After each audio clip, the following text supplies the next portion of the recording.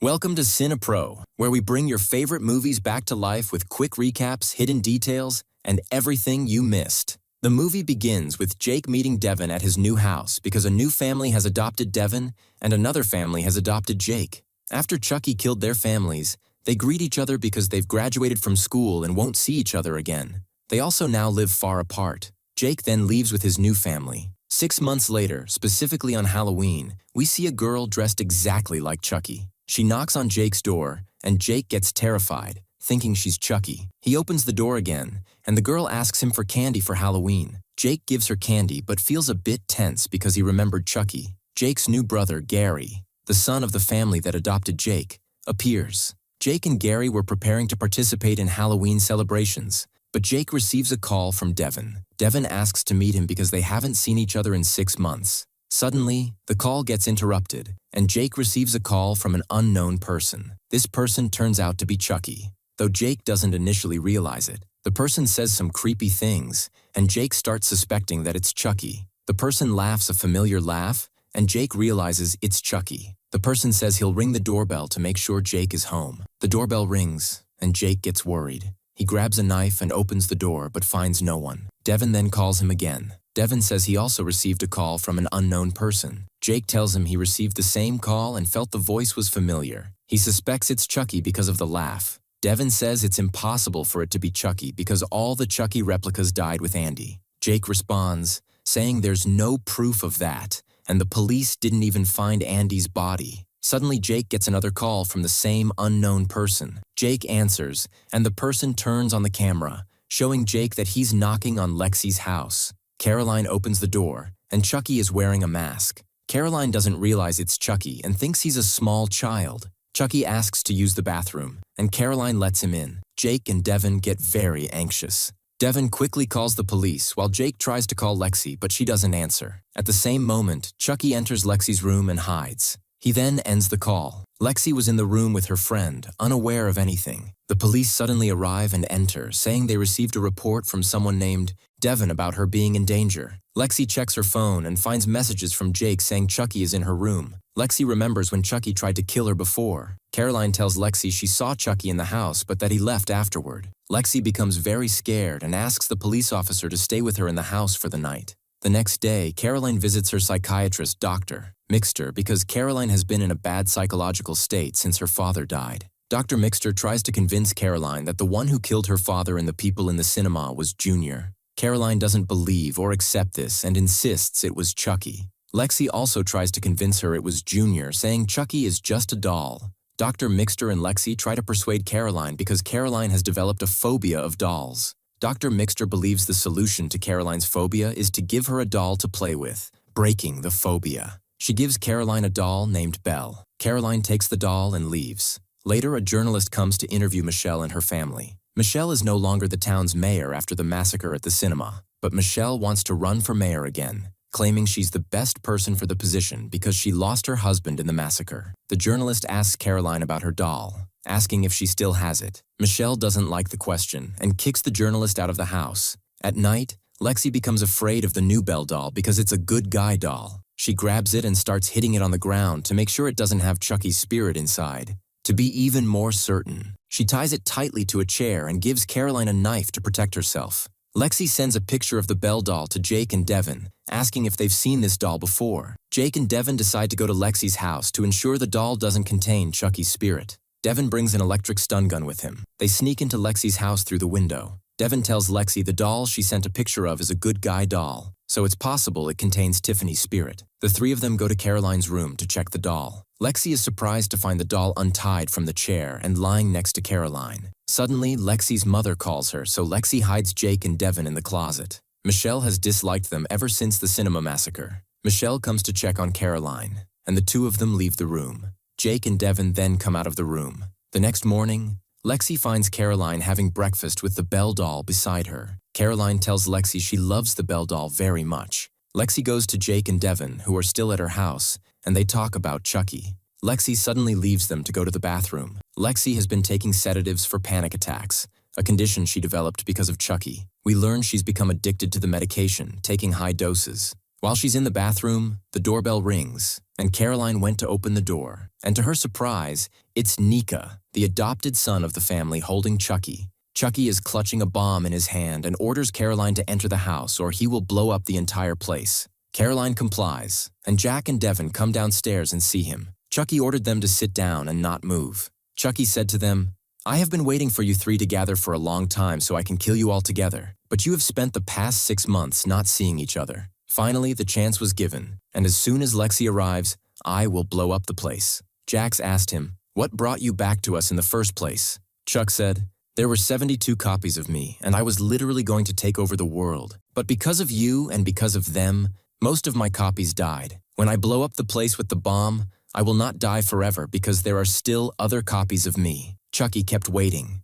Lexi and her hand on the button, and seconds later, Lexi falls. And Chucky was about to blow up the place, but Devin electrocutes it at the last moment, and Gary takes the bomb from the ground and goes with it to the kitchen. But Chucky follows Gary and jumps on him with his hand on the button, and the bomb works. But luckily for Jack, Lexi, Devin, and Caroline, nothing happens to them. But Gary dies, and the family that adopted Jack decides to abandon Jack. And there is a detective who meets the kids after what happened, and the detective believed that they are the ones who made the bomb and caused Gary's death. So therefore, he orders them to go to the juvenile court. But the psychiatrist Mixter comes up with another suggestion, and that they go to a religious school for mentally disturbed youth. And the goal of this school is to reform the mental state of the youth and improve their behavior and make them religious. And there their condition will definitely improve, and they will return to normal. And indeed, there is a bus that takes her to this school, and by coincidence, the condition she reached. And after that, Tiffany hurts her hands and shows Becca blood. Because when Becca sees blood, Becca's soul switches with Chucky's soul. Chucky's soul is the one that controls Becca's body now. Vani asks him, "Why did you put my doll's head in my bed?" Chucky laughs and says, "This is just the beginning. I will make you pay for killing me. I will kill all the good guy games that have your soul in them." Vani asks him, "How did you put the doll's head in my bed when I cut off its arms and legs?" Crying, Chucky refuses to tell her. We shake it off because there is enmity between Chucky and Tiffany. We go to school after that. Jake, Dave, and Lexi hand over their phones to the nun. Each one of them takes the clothes they will wear while they are there. The priest and the headmaster, Bryce, come to greet them. Bryce tells them, "You are here to reevaluate and learn the right path to God, and repent for the mistakes they made." And then he takes him to show them their leaders. And Nun Ross talks to Nun Elizabeth about the donations and things that came to the place, and they open one of the boxes, and that's what Chucky was inside. And Lexi arrives at the new lad and meets her roommate, whose name is Nadine. And Nadine introduces herself and tells her, "I came to this school because I have an obsession with stealing." And Jack and DeVoe go to my new room, and they are the two of them together in the same room. And Lex meets an old friend of hers from school named Taylor. And Taylor used to bully Lex back when they were young, and Felix comes to provoke him and humiliate him in front of his friends. But she reacts that Taylor was calm and did not get angry and did not respond to insult. And he says to her, "I hope you forgive me for anything I did to you in the past." And Lexi is amazed at the peace and religiosity that he has become. And on the other hand, Nun Elizabeth was sitting in her office, and Chucky was at the table behind her. And suddenly Chucky falls from the table, and Nun Elizabeth is surprised and grabs Chucky and puts him back in his place and puts Heil back in her place. But Chucky falls again, and the nun does not care and continues her work.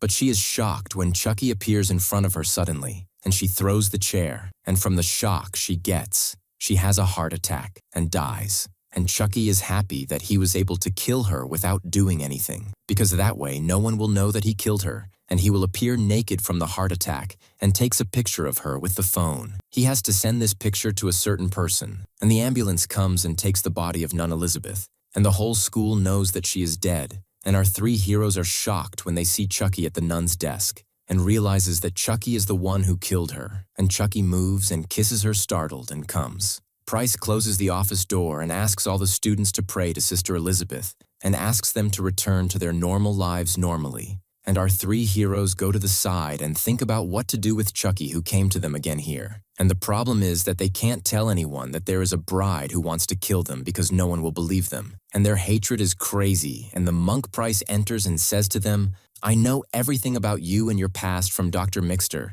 and I want to tell you what you are afraid of. It is just a game, so don't worry about this madness and focus on your studies." And then we go to Tiffany's past when his soul was inside the good guy game, and we know that she chose to transfer her soul inside the body of a famous actress named Jennifer. And this, of course, using the spell and the soul of the actress. Jennifer was transferred to the body of the game, and from that moment, Tiffany lives as Jennifer. As for the game that has Jennifer's soul inside it, Tiffany has been locked up with her ever since, and that explains why she told Michelle and the audience that she is a famous actress, and they believed her. Currently, Tiffany is living in Jennifer's house with Becca, and Tiffany is living off Jennifer's money and fortune. Tiffany tells Becca, "My children, Glenn and Glenda, are coming at the end of the week to celebrate their birthday." Suddenly, the doorbell rings. Tiffany doesn't know who is knocking, and Becca tries to take advantage of the situation and screams and asks for help. But Tiffany keeps quiet and closes her mouth. She goes out to meet the person knocking,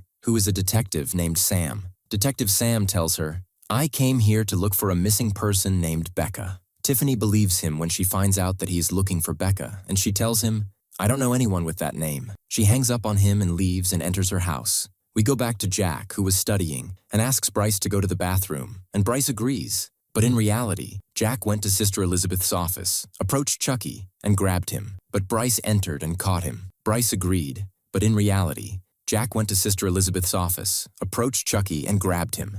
However, Bryce came in, started talking to him, and told him to forget the ideas in his head. "It's just a toy," he said, giving him a book to read and ordering him to stay in the office and read it. Chucky stayed with him to ensure it was just a plastic toy. Bryce locked the door and left. Jack began talking to Chucky, asking him how many of his kind survived Andy's incident, but Chucky remained still and silent. Jack hit him, knocking him off the desk. When Jack looked for him, he couldn't find him. Suddenly, Chucky took a picture of him and escaped through the chimney. Bryce came in and asked Jack where the toy was. Jack said he didn't know. Later, Jack left the room and told his friends what had happened. Nobody could understand why Chucky had taken a picture of Jack or why he didn't even try to hurt Jack. That night, Lexi was scared that Chucky might come to her room. She asked Nadine to push the dresser toward the door. When Nadine asked why, Lexi lied, saying, "I sleepwalk." Nadine believed her. They pushed the dresser against the door. But after a while, it was revealed that Chucky was actually under the bed.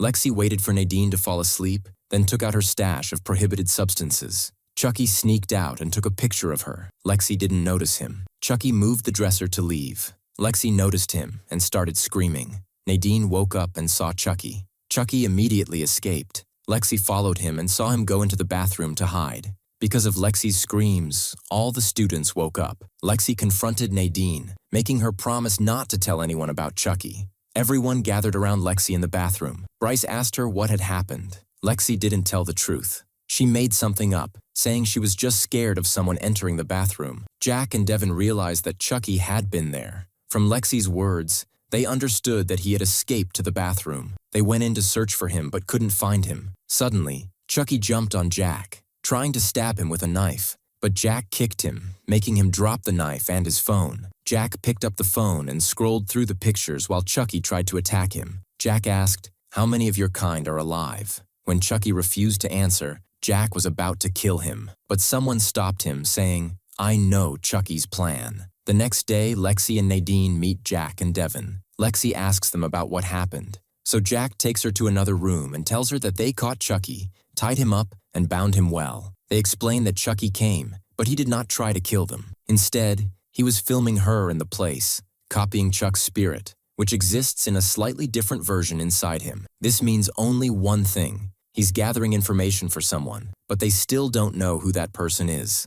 After that, Price meets Jack and asks him where Chucky's toy is. Jack does not blink, and Price does not believe him, so he tells him he will give him a second chance. Bring him the toy within 2 days and admit that he stole it, and he promises that together they will be relieved of the fear they have. Jack agrees and leaves to return to his friends. Meanwhile, Lexi is looking through Chucky's phone and still doesn't understand the shameful thing about the pictures, but finds a number saved under the name The Leader. They decide they have to torture Chucky to make him talk and reveal his thoughts, but despite hurting his hand and even threatening to kill him, he refuses to speak. They leave him and attend their lectures so that no one suspects anything except for Devin, who is on sick leave and stays behind to watch Chucky. Lexi discovers she only has 1 pill left of her narcotic, which greatly upsets her since she cannot calm down without the drug. Tyler, the bully, notices her and realizes she is taking drugs. He threatens to expose her and tell the principal, forcing her to go to her doctor. It turns out that Tyler is still as bad as ever and was only pretending to be good to Lexi.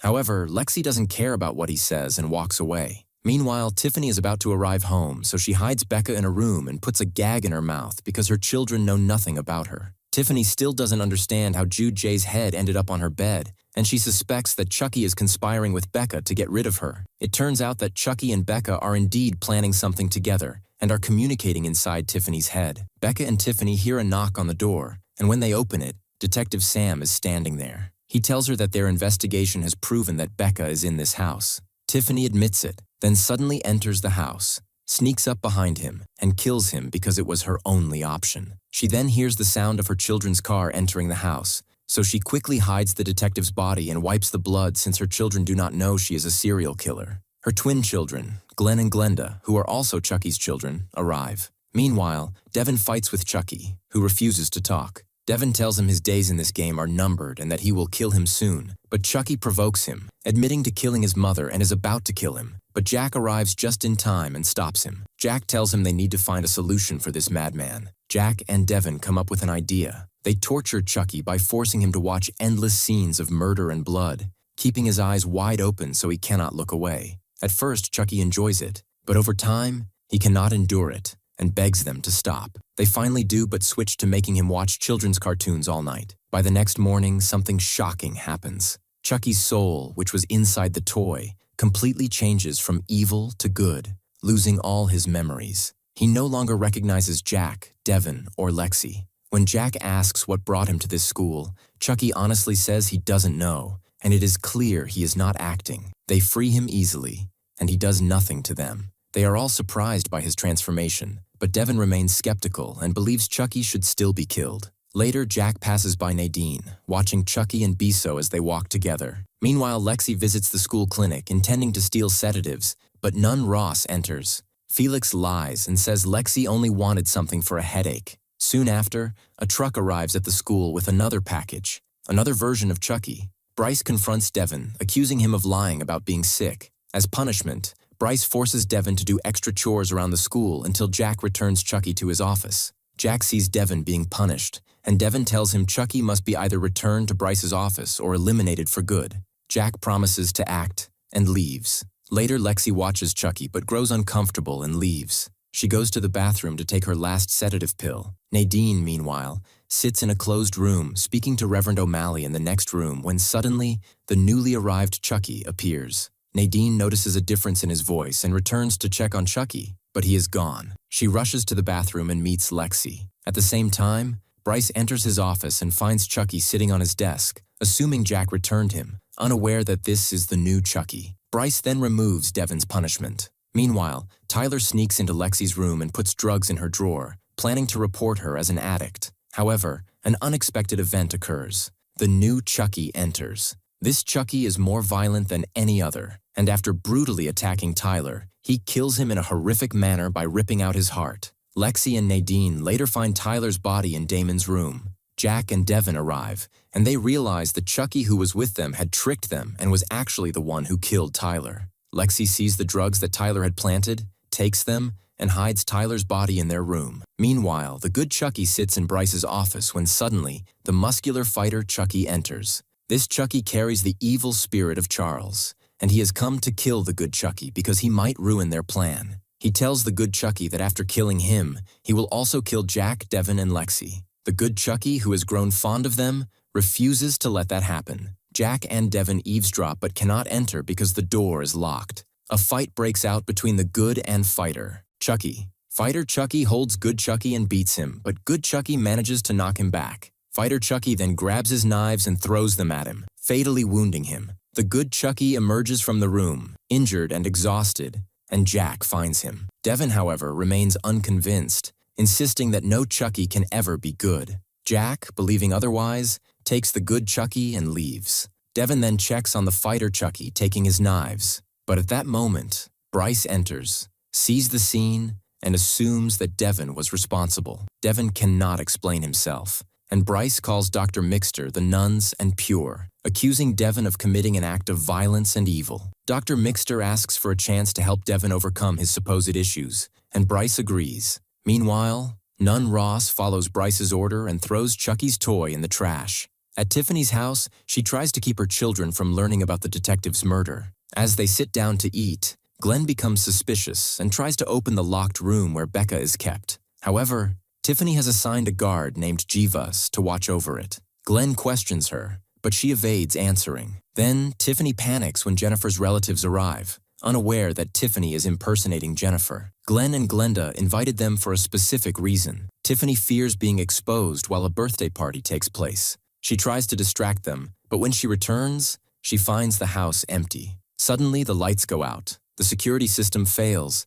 and an alarm signals that Becca's room has been hacked. Worried, Tiffany rushes to check and finds Jeff dead, with Becca missing. Jennifer's relatives stay behind, and Tiffany investigates to find out who killed Jeff. It is revealed that Glenn kidnapped Becca, hiding her in a room. A flashback to 3 months earlier shows Glenn and Glenda drugging Tiffany to sneak into the locked room, where they discover Becca, who reveals that their mother is a deranged killer. She also tells them that she has committed many crimes but was possessed by their father, Charles. Suddenly, Tiffany wakes up and searches the house for them. Glenn distracts her but accidentally injures Glenda, allowing Charles' spirit to take control of Becca's body. Charles then speaks directly to Glenda, saying, "I am your father." At first, Glenda doesn't believe him and says, "Our father abandoned us long ago, when we were kids." But Charles manages to convince her that he is indeed her father and tells her, "I didn't abandon you and your sister. On the contrary, your mother is the one who deprived you of me and reported me to the police.